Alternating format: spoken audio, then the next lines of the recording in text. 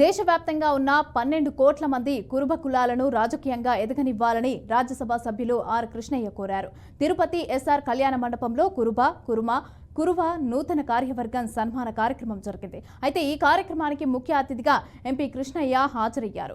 27% ఉన్న బీసీ రిజర్వేషన్లను 50% పెంచాలని కేంద్ర ప్రభుత్వాన్ని డిమాండ్ చేశారు. తిరుపతి నగరంలో కనకదాసు విగ్రహం ఏర్పాటు చేయాలని రాష్ట్ర ప్రభుత్వాన్ని ఆర్ కృష్ణయ్య కోరారు. బీసీలకు చట్టసభల్లో రిజర్వేషన్లు కావాలని, బీసీలకు 76 సంవత్సరాల తర్వాత కూడా ఈ దేశంలో న్యాయం జరగడం లేదు. ఏ రంగంలో కూడా ఈ దేశం లోపల బీసీలకు చిన్న చూపు చూస్తున్నారు.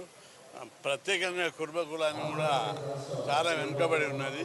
దీని అభివృద్ధికి ఈరోజు శ్రీనివాస్ నాయకత్వం లోపల కుర్మ సంఘం నాయకులందరినీ, దేశంలో ఉన్న అందరి నాయకులను, గుజరాత్, కాశ్మీర్, మధ్యప్రదేశ్, ఉత్తరప్రదేశ్, కర్ణాటక, గోవా, అన్ని రాష్ట్రాలు, ఛత్తీస్గఢ్, అన్ని రాష్ట్రాల నుంచి ఈ గొర్రెకాపడ సంఘాల నాయకుల నుంచి ఎంపీలను, మాజీ ముఖ్యమంత్రులను, మాజీ మంత్రులను పిలిపించి ఈ కులాన్ని చైతన్యం చేయాలనేది.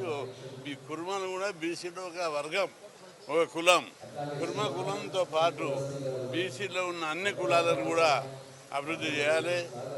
ఈ ఇటీవలనే ప్రధానమంత్రిని, కేంద్ర ప్రభుత్వాన్ని నిలదీశాను.